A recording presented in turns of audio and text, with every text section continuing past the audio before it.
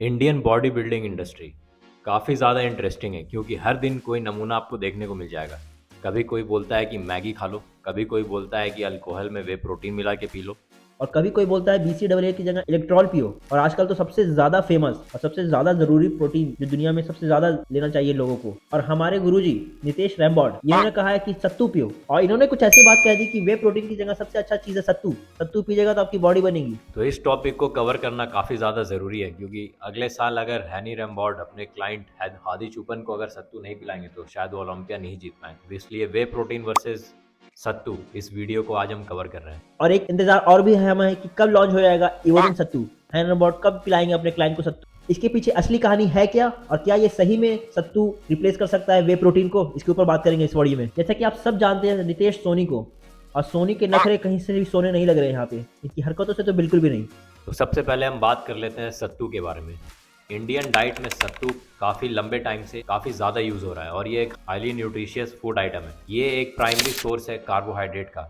Ancient time से ही सत्तू use होता आ रहा है और जैसा कि हम सब जानते हैं कि ये बनता है रोस्टेड चने, ग्राम फ्लोर। हालांकि सत्तू एक देसी सुपर फूड की कैटेगरी में बिल्कुल आता है, लेकिन अगर हम इसे एज अ प्रोटीन सोर्स देखें, जो कि नितेश सोनी और कुछ इन्फ्लुएंसर क्लेम कर रहे हैं कि सत्तू आपके वे प्रोटीन को रिप्लेस कर देगा, तो यहाँ पर ये बात बिल्कुल गलत हो जाती है। अगर हम बात करते हैं सिर्फ सत्तू के न्यूट्रिशन कंटेंट की, तो 100 ग्राम सत्तू में ऑलमोस्ट 413 कैलोरीज होती है, 26 ग्राम प्रोटीन होते हैं और 18 ग्राम डाइटरी फाइबर होते हैं। जैसे कि जानते हैं कि ये नेचुरल सोर्स है, तो इसके साथ आपको थोड़ा 2-3 ग्राम फैट भी मिल जाएगा। यहाँ पर 26 ग्राम प्रोटीन को देखकर आप कंफ्यूज हो सकते हैं कि 26 ग्राम तो एक अच्छा नंबर है, लेकिन इसके लिए हमें नोटिस करनी पड़ेगी एक चीज़ को, जिसे हम कहते हैं अमीनो एसिड प्रोफाइल, जो कि डिटरमाइन करता है किसी प्रोटीन के वैल्यू को कि कितना ज़्यादा एनरिच्ड है वो प्रोटीन अपने न्यूट्रिशनल वैल्यू में। तो अगर अमीनो एसिड प्रोफाइल की बात करते हैं तो सत्तू एक इनकम्प्लीट प्रोटीन है। इसमें काफ़ी ज़्यादा एसेंशियल अमीनो एसिड्स लैक करते हैं, जैसे कि मेथियोनिन, थ्रियोनिन और ट्रिप्टोफैन। ये सारे अमीनो एसिड्स सत्तू में प्रेजेंट नहीं है, जिसको कंप्लीट करने के लिए आपको किसी दूसरे सोर्स डिपेंड करना पड़ेगा। हालांकि अगर हम बात करेंगे वे प्रोटीन की, तो ये सारे sources complete amino acid profile के साथ आते हैं। इसका मतलब ये हुआ कि आपको कोई दूसरा सोर्स नहीं लेना होगा अमीनो एसिड प्रोफाइल को कंप्लीट करने के लिए। यही अगर कंपेयर करते हैं वे प्रोटीन से, तो लगभग सारी कंपनीज 25 से 30 ग्राम का स्कूप देती हैं, जिसमें ऑलमोस्ट 25 से 26 ग्राम प्रोटीन आपको ईजिली मिल जाएगा। और वो काफ़ी ज़्यादा जल्दी अब्जॉर्ब भी हो जाता है, क्योंकि वो बहुत क्वालिटी प्रोटीन होता है। ये इतना इजीली डाइजेस्ट हो जाता है, इसलिए सबसे ज़्यादा लोग इसको कहते हैं कि पोस्ट वर्कआउट लेने के लिए। और इसके बिल्कुल अपोजिट सत्तू, ये काफ़ी ज़्यादा स्लो डाइजेस्ट होता है आपकी बॉडी में, क्योंकि इसमें डाइटरी फाइबर्स काफ़ी ज़्यादा हैं। तो अगर आप इसे एज अ पोस्ट वर्कआउट इसलिए लेना चाहते हैं कि ये जल्दी एब्जॉर्ब हो जाए, तो आप बिल्कुल गलत हैं। यहाँ पर सत्तू काफ़ी ज़्यादा ब्लोटिंग के भी चांसेस बढ़ा देता है, जैसा कि आप में से काफ़ी ज़्यादा लोगों ने फील भी किया होगा।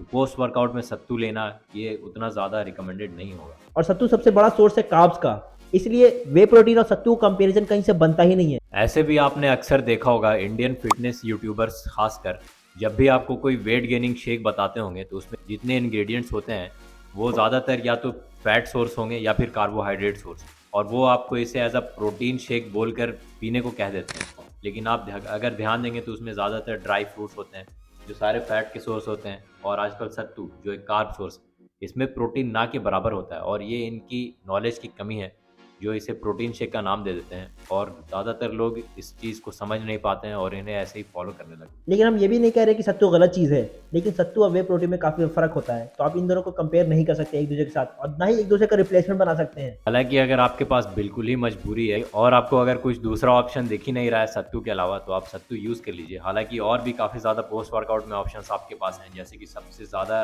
प्रोटीन के लिए नॉर्मल नेचुरल सोर्स आप सिर्फ मिल्क भी कंज्यूम कर सकते होंगे, लेकिन वो भी नहीं पचता आजकल लोगों को, कि क्योंकि लोग आजकल लैक्टोज इंटॉलरेंट होते गए हैं।